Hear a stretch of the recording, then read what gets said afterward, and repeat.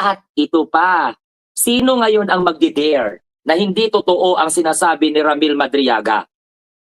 Si Ramil Madriaga, sabi ng mga DDS, sinungaling daw.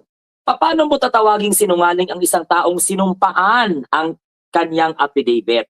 Naka-notarize public ang kanyang affidavit. Close ito kay Sara Duterte.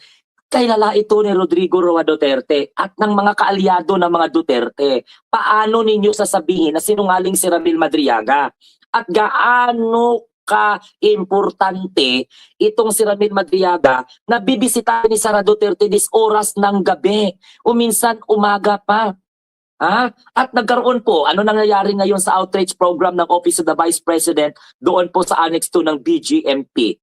Gaano kahalaga itong si Sara Duterte na bisitahin niya ang isang nakakulong na kung saan pinakulong ulit dahil kinasuhan ulit. Pissima Trinidad naman kayo, oo. Napakabobo nyo naman, ano naman kung hindi nyo mauunawaan kung ano po ang nagiging dahilan kung bakit si Sara Duterte ngayon ay nagtatantrum.